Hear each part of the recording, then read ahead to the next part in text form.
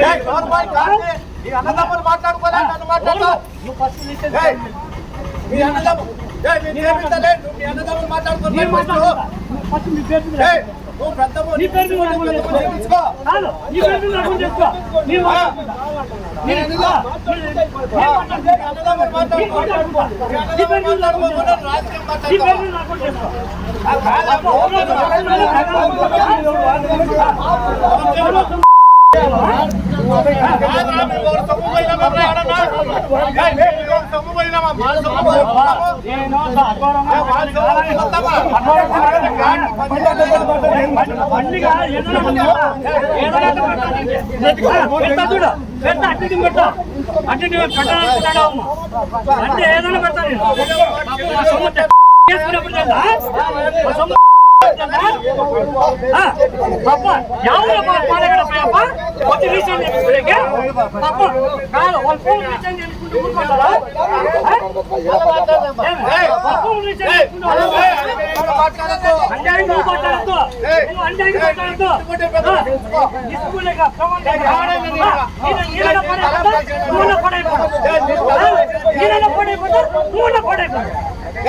అన్నదమ్ముల విషయాలు నువ్వు తలుపుతావు, అన్నదమ్ముల విషయాలు తలుపుతావు.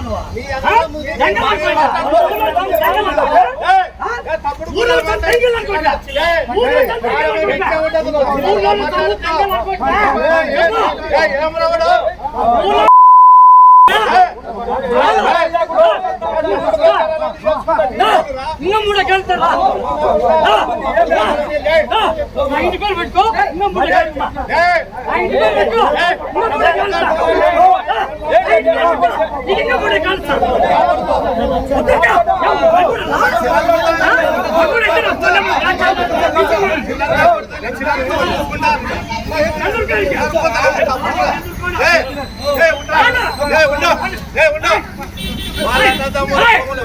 ఇంటి పేరు పెట్టుకో. ఇంకా 3 కిలోలు రాసిస్తాను.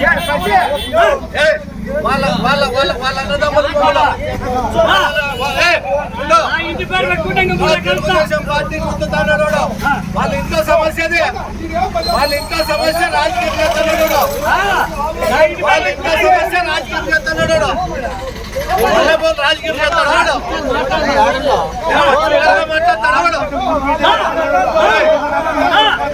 ఇంటి పేరు పెట్టుకో. 3 కిలోలు రాసిస్తా.